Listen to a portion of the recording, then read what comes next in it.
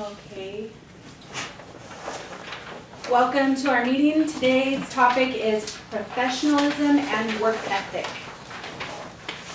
And if you open your book to the first page that says the stakes are higher for you. I'll start reading here. An unprofessional waitress got lousy tips. An unprofessional hairdresser didn't get repeat customers. An unprofessional lawyer got disbarred. An unprofessional teacher got fired. These were all serious consequences for being unprofessional, but no one got hurt and no one died.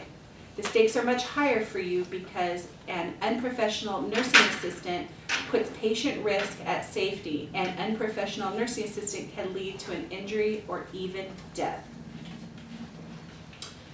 Let me read this first example. Two nursing assistants worked together to transfer Mr. J with a Hoyer lift. While performing the task, the two women continued a conversation they started earlier about what they were going to wear to an upcoming wedding. One even pulled out her cell phone to show the other a picture of the dress she wanted. As the two talked, they ignored Mr. J and missed a critical step of double-checking the straps for safety. Mr. J slipped out of the sling and fell into the floor during the transfer, suffering bruises and several broken bones.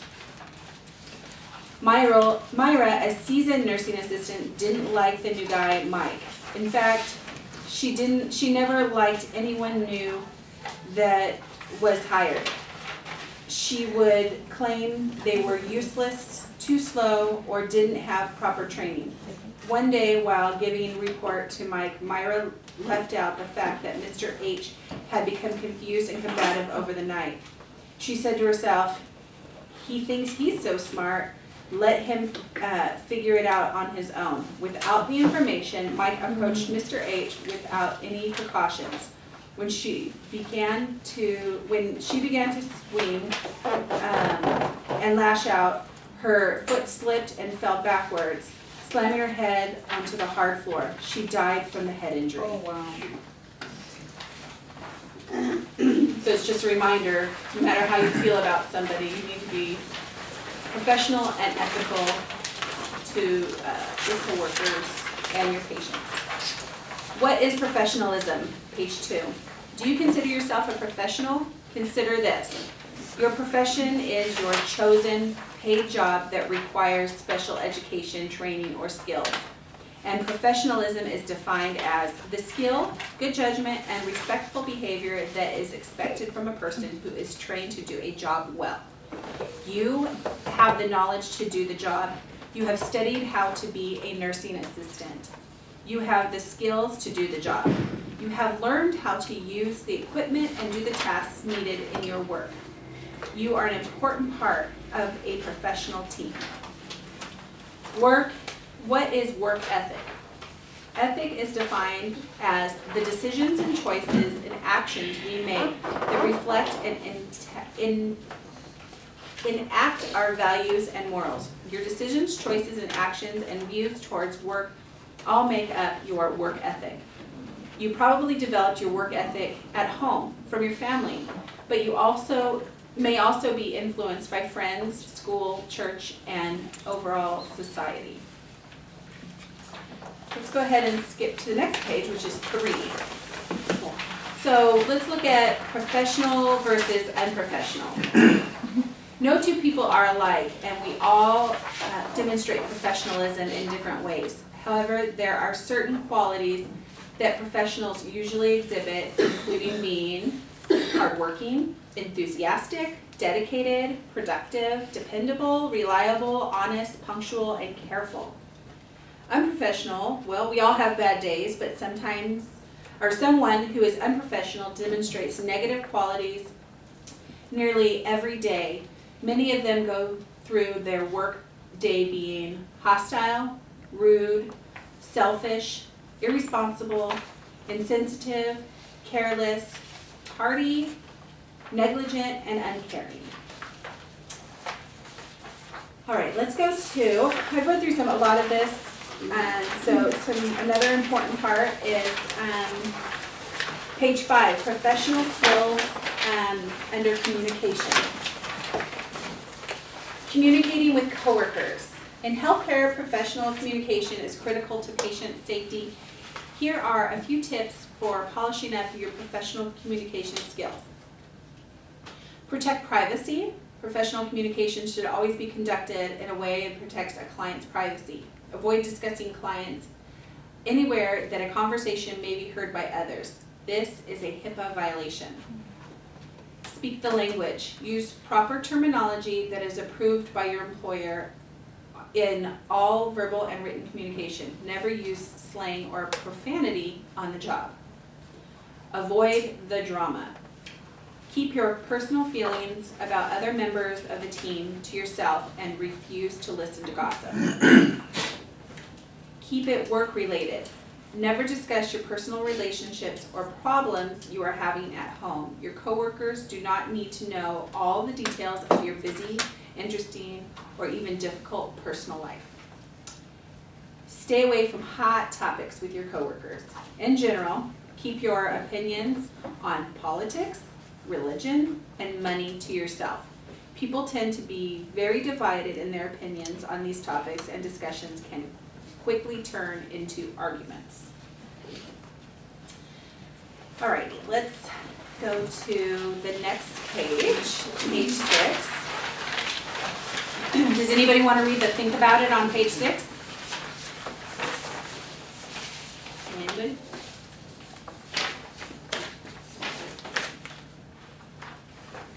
It can be hard to respond in a rational manner when someone is being unprofessional. Here are a few possible options. Avoidance. While avoiding the person does not solve the problem, it can be smart. It can be a smart way to deal with the situation in the moment. Humor. If you feel comfortable with your own sense of humor, try making a joke to diffuse the situation. Just be careful not to use sarcasm. That could come, came back to haunt you, shouldn't come. Assertiveness. Being assertive means that you expect to both give and receive respect. Remain patient and kind. It can be extremely hard to deal with a hostile coworker. By responding in a friendly manner, the workplace and your workday will be much more peaceful. Mine would be awesome.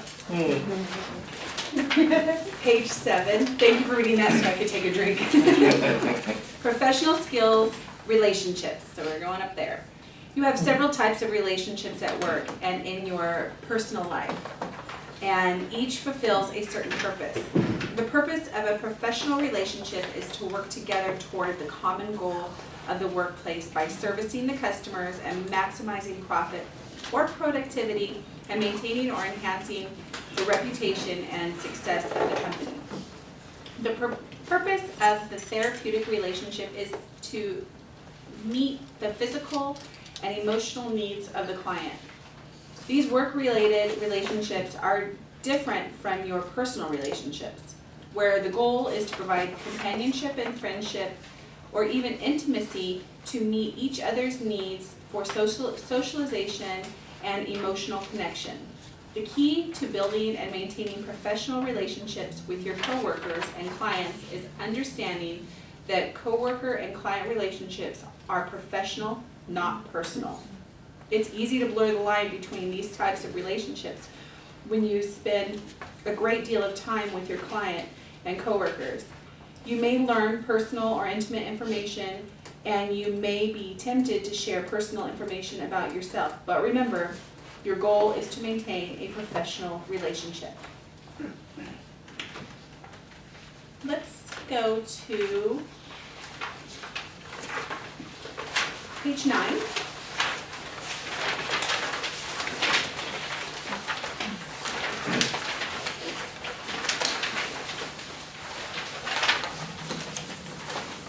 Manage yourself and your chosen profession.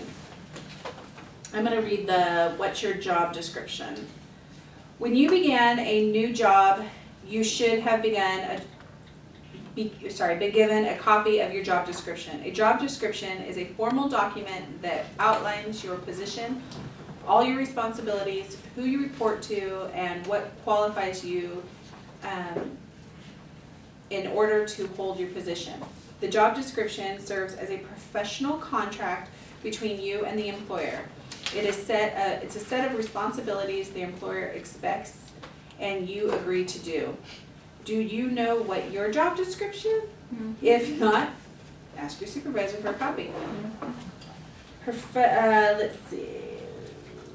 I think we have the last page here. Let's read this last page.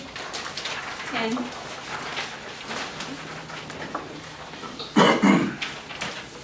Use your knowledge. You have a unique set of knowledge and skills that make you a professional nursing assistant. Use these every day in the work you do with your clients and coworkers. Then never stop learning. Think of every day as a new opportunity to learn something new. If you are assigned a task you know you can do, be sure to ask for help. Part of being a professional is knowing when to ask for help. Watch your work ethic. Have a good work ethic means you give 100% of yourself to your job while you are there. You show up on time and you complete your portion of the workload. When everyone on the team performs this way, things go much more smoothly. Having a good work ethic does not mean you work endlessly without breaks. Take your assigned breaks and meals. Use these times as opportunities to recharge yourself so that you can get back to work afterwards with energy and a positive attitude. Keeping a positive attitude and trying to spread it with your clients and coworkers. For example, smile at everyone you see at work. What happens when you smile at people? They usually smile back.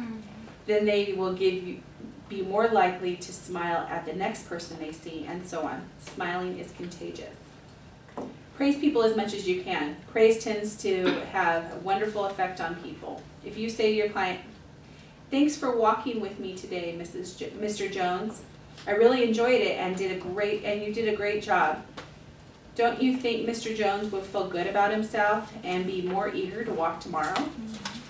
Don't forget to praise yourself. We are all good at giving ourselves those negative messages. It's much harder for most of us to give ourselves positive messages. And number 4, which is my favorite, have fun at work. Bring your sense of humor with you every day. If a situation starts to upset you, try to see the lighter side of it. Share a funny story with your client or coworker, or sing a silly song while you work. Don't wait for someone else to make work fun. Take charge and do it yourself. Remember, time flies when you're having fun. All right. Let's go to the questions. All right. Number 1. Your job is a profession because A, you are paid to do it, B, are trained to do it, C, choose to do it, or D, all of these? D, all of them. D, all of these. Your profession is your chosen paid job that requires special education, training, or skills. Number 2, you usually learn your work ethic at Home. home. Yes. Most people develop their work ethic at home from family, but they may also be influenced by friends, school, church, and overall society. Number 3, your coworker comes to work grumpy every day. You know she has a difficult life, but her bad attitude is bringing everyone down. You should All of the above. A, refuse to work with her unless she changes. B, act grumpy back at her and give her a taste of her own medicine. C, use humor to lighten the mood and refuse to be influenced by her negativity. Or D, ask everyone on the team to ignore her until she can learn to be professional. That's a trick question. C.